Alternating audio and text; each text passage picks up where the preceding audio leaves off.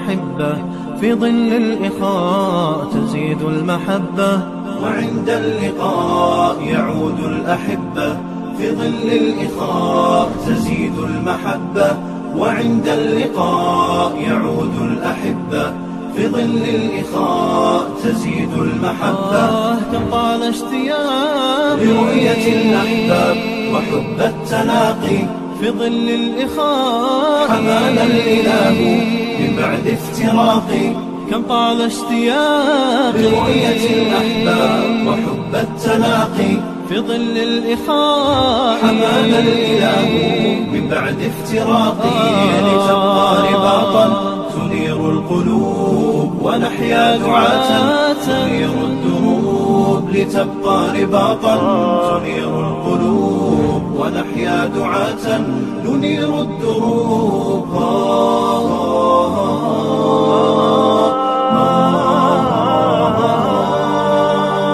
وعند اللقاء يعود الأحبة في ظل الإخاء تزيد المحبة وعند اللقاء يعود الأحبة في ظل الإخاء. السلام علیکم ورحمۃ اللہ وبرکاتہ. میرے محترم بھائیوں اور دوستوں، بہنوں، عزیزوں، میرا تعلق ایک چھوٹے سے علاقے سے ہے. یہاں سے اللہ نے مجھے قبول فرمایا اور اپنے راستے میں زندگی گزرگی لگانے کی توفیق دی، اور اللہ نے میری آواز کو اچھے بر اعظم میں پہنچایا، خیر کا ذریعہ بنایا. مسلم نان مسلم سب سنتے ہیں. تو جب کوئی شخصیت مشہور ہو جاتی ہے دنیاوی حیثیت سے یا دینی حیثیت سے، تو لوگوں کی امیدیں اس کے ساتھ وابستہ ہو جاتی ہیں، وہ چاہے یا نہ چاہے. تو اللہ تعالیٰ کے فضل و کرم سے ہم اپنے علاقے میں باحیثیت تھے، اور پہلے بھی ہم لوگوں کی خدمت کرتے تھے. تو لوگ میرے پاس اپنی ضرورتیں لے کر آتے تھے، اور میں اپنی حیثیت کے مطابق ان کی مدد کرتا تھا. پھر لوگوں کی آمد بڑھ گئی اس قدر کہ میں اکیلا پورا نہیں آ سکتا تھا. تو پھر ساتھیوں کے تعاون سے یہ کام شروع کیا. اس میں اکیلا تھا اور میرے ساتھ ایک دوسرے ساتھی تھے، تو ان کے ذریعے سے میں دلواتا رہتا تھا. تو اللہ کا فضل و کرم سے پھر میں نے ایک فاؤنڈیشن بنائی، مولانا طارق جمیل فاؤنڈیشن، کہ اب اکیلا میں نہیں چل سکتا تھا اور میرے سفر بھی ہوتے تھے. تو اس میں پورا ایک سسٹم بنایا. اس میں اللہ کے فضل و کرم سے نیت یہ کی کہ جیسے 6 بر اعظم میں اللہ نے میری آواز پہنچائی ہے دین کے لحاظ سے، تو ایک روحانی غذا ہے. تو اللہ تعالیٰ مجھے اتنی توفیق دے کہ 6 بر اعظم میں اللہ MTJ فاؤنڈیشن کی خیر کو اور اس کی خدمت کو پھیلا دے، تو اللہ کے لیے مشکل تو نہیں ہے. انسان کی روحانی ضروریات کے ساتھ جسمانی ضروریات کا بھی اللہ کے نبی نے ہمیں سبق دیا. اپنے کہا واللہ لا یؤمن، واللہ لا یؤمن، واللہ لا یؤمن. اللہ کی قسم وہ ایمان والا نہیں، اللہ کی قسم وہ ایمان والا نہیں، اللہ کی قسم وہ ایمان والا نہیں. تو صحابہ تو سارے کانپ گئے. پھر انہوں نے عرض کی یا رسول اللہ کون؟ آپ نے فرمایا واللہ لا یؤمن، اللہ کی قسم ایمان والا نہیں. انہوں نے کہا جی کون یا رسول اللہ؟ کہا کہ وہو شبعان وجارہ جائع، جو خود تو پیٹ بھر کے کھانا کھا پڑوسی بھوکا ہو، وہ ایمان والا نہیں ہے. تو اس کو ایمان سے ہی خارج کر دیا. لوگوں کی ضروریات کو پورا کرنا اتنا اہم ہے کہ ایمان سے خارج کر دے اس کو. یہ نہیں کہ وہ کافر ہو گیا، لیکن اس کے ایمان کی انتہائی پست سطح پہ وہ پہنچ گیا. تو اس نیت سے ہم نے یہ کام شروع کیا اپنے علاقے میں. اس میں صرف مریض نہیں بلکہ کسی کی شادی ہے، کسی کے مکان گر گیا ہے، کسی کی چھت گر گئی ہے، کوئی مقروض ہو گیا ہے، کوئی کسی بھی مسئلے میں پھنس گیا ہے، صرف علاج نہیں، تو اس کی ہم خدمت کریں، اس کی اس ضرورت کو پورا کریں۔ لوگ تعاون کرتے ہیں، اعتماد کرتے ہیں، تو اس کو ہم آگے استعمال کرتے ہیں، اللہ کا فضل ہے، اور پورا اس کا آڈٹ ہے، اور ایک ایک پیسے کا حساب ہے، کوئی آ کے ہمیں دیکھ لے، پرکھ لے۔ تو بھائیو، آپ سبھی تعاون کی درخواست ہے کہ ہم اس کام میں آگے بڑھیں اور لوگوں کی ضرورتوں کو پورا کریں، ان کے کام آئیں، کسی کی دعا لگے گی اور ہمارا کام بن جائے گا۔ تو انسانی خدمت، اس وقت ہمارا سارا اسلام صرف عبادات پہ چل رہا ہے، تو جو اللہ کے نبی نے انسانیت کی خدمت سکھائی، وہ ہم بالکل اس سے غافل ہیں اور اس کی طرف ہمارا دھیان کوئی نہیں ہے۔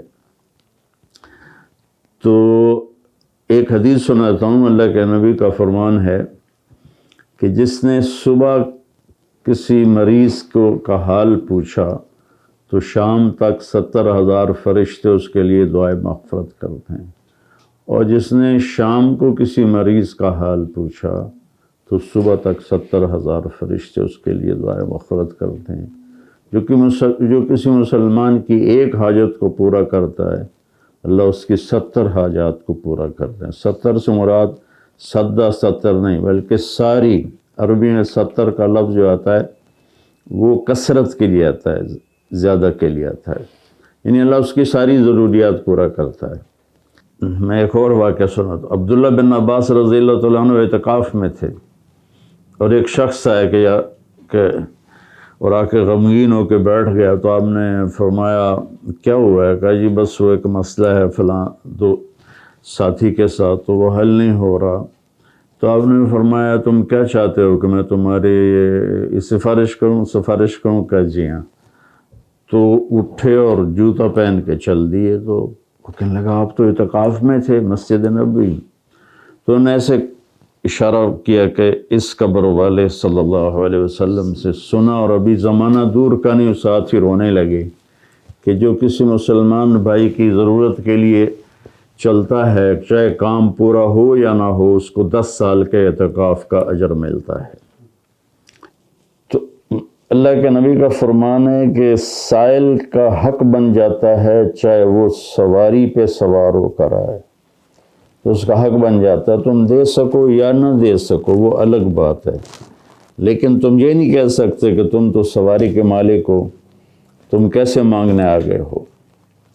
تو اللہ نے سائل کا اما السائل فلا تنہر، اللہ کے نبی کو خاص طور پر فرمایا کہ سائل کو میرے نبی آپ نے کبھی سخت بول نہیں بولنا، سائل کو کبھی سخت بول نہیں بولنا۔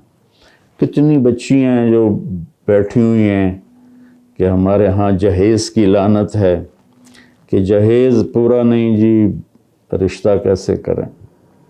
کتنے بیمار ہیں جو سسک رہے ہیں اور ان کے علاج کے لیے کوئی مال خرچ کرنے کے لیے تیار نہیں، اور وہ اسی میں تڑپ تڑپ کے اللہ کو پیارے ہو جاتے ہیں۔ تو اللہ تعالیٰ نے اسلام کو ایک مکمل پیکج کے طور پہ انسانیت کو دیا ہے۔ اس میں اللہ کی بندگی عبادات بھی ہیں، وہ تو مختصر سی ہیں، 5 نمازیں، 30 روزے، سال میں 1 دفعہ زکوٰۃ، زندگی میں 1 دفعہ حج۔ تو باقی 24 گھنٹے کیا کر رہے ہیں؟ وہ لوگوں کی خدمت ہے۔ اللہ کے نبی نے فرمایا ہر مسلمان پہ واجب ہے کہ وہ صدقہ کرے، علی کل مسلم صدقہ۔ تو صحابہ تو اکثر غریب لوگ تھے، کہنے لگے یا رسول اللہ اگر نہ ہو تو کیا کریں؟ آپ نے فرمایا بازار میں جا کے مزدوری کرے اور اس مزدوری سے صدقہ بھی کرے، اپنے گھر پر بھی خرچ کرے۔ تو صحابہ نے عرض کی یا رسول اللہ اگر مزدوری کرنے کے قابل نہ ہو؟ تو آپ نے فرمایا کسی مصیبت زدہ کی جسمانی طور پہ مدد کر دے، جسمانی خدمت کر دے کہ یا رسول اللہ اگر یہ بھی نہ کر سکتا ہو تو فرمایا کسی کو اچھا بول دے، نصیحت کر دے۔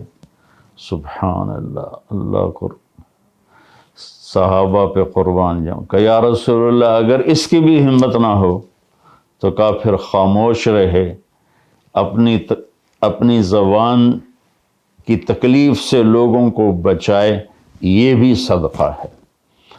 تو اللہ کے نبی کا فرمان ہے سخی لوگوں کے قریب ہوتا ہے، جنت کے قریب ہوتا ہے، اللہ کے قریب ہوتا ہے، اور جہنم سے دور ہوتا ہے۔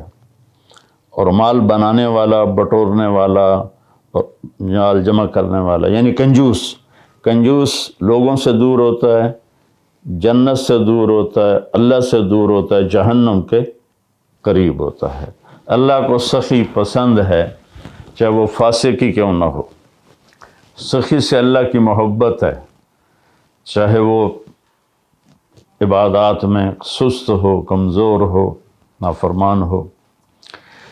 تو میرے عزیزو بھائیو، اللہ تعالی ہمیں اس بات کی توفیق دے کہ ہم اپنے دین کا یہ شعبہ بھی زندہ کریں کہ جس سے لوگوں کی ہمیں دعا ملے، اور وہ دعا قیامت کے دن ہمارے لیے ذخیرہ بن کے جمع ہو۔ یہ جتنا کام بھی ہو رہا ہے، یہ بھائی میرے ذاتی پیسے سے نہیں، یہ لوگوں کے تعاون سے ہیں، دوستوں کے اعتماد پر ہیں، وہ ہماری مدد کرتے رہتے ہیں، ہم آگے خرچ کرتے رہتے ہیں۔